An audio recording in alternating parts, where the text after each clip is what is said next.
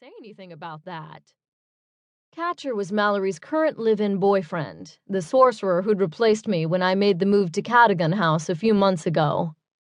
He also worked in the office of the city's supernatural ombudsman, my grandfather, and was supposed to be in the know about all things supernatural. The ombudsman's office was a kind of paranormal help desk. The houses are keeping it on the down low, I admitted. Word gets out that Tate closed the houses and people panic. Because they think vampires pose a real threat to humans? Exactly. And speaking of real threats, what are you learning tonight in Schaumburg? Har har, my little vampire friend. You will love and fear me in due time. I already do. Are you still doing potions? Actually, no. We're doing some different stuff this week. How's the head honcho? The quick change of subject was a little weird. Mallory usually loved an interested audience when it came to the paranormal and her magic apprenticeship. Maybe the stuff she was learning now was actually as dull as carpentry, although that was hard to imagine. Ethan Sullivan is still Ethan Sullivan, I finally concluded. She snorted in agreement. And I assume he always will be, being immortal and all. But some things do change. Speaking of, and how's that for a segue? Guess who's now got a big old pair of spectacles perched on the end of his perfect little nose? Joss Whedon? Although it had taken her a little while to get used to the idea of having magic, Mal had always had a thing for the supernatural, fiction or otherwise. Buffy and Spike were particular objects of affection. Gad, no. Although, wouldn't that totally give me an excuse to pop into the Whedon-verse and, magically correct his eyesight or something? Anywho, no. Catcher. I grinned. Catcher got glasses? Mr. I'm so suave I shaved my head, even though I wasn't balding, got glasses? Maybe this is going to be a good night after all.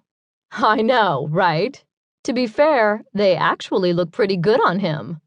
I did offer to work a little abracadabra and hook him up with 20/20, but he declined. Because? She deepened her voice into a pretty good imitation. Because that would be a selfish use of magic, expending the will of the universe on my retinas. That does sound like something he'd say. Yep, so glasses it is. And I'll tell you, they are little miracle workers. We have definitely turned a corner in the bedroom. It's like he's a new person. I mean, his sexual energy level is just off the... Mallory, enough. My ears are beginning to bleed. Prude. A piercing honk rang through the phone, followed by Mallory's voice. Learn to merge, people. Come on. Okay, I've got Wisconsin drivers in front of me, and I have to get off the phone.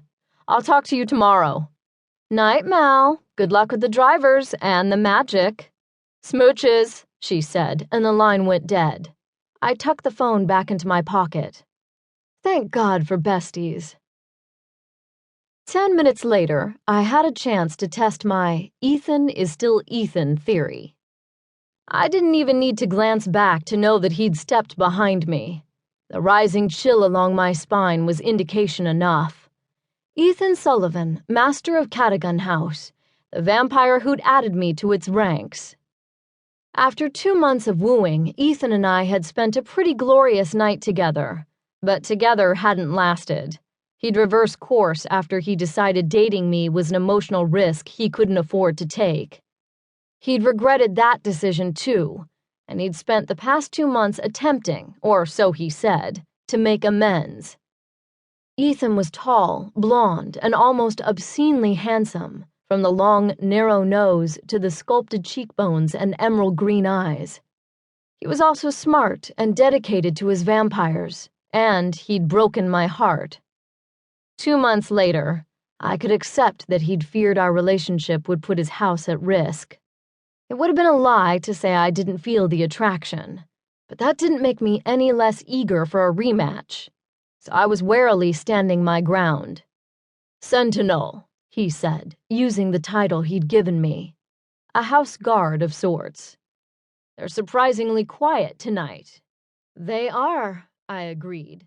We'd had a few days of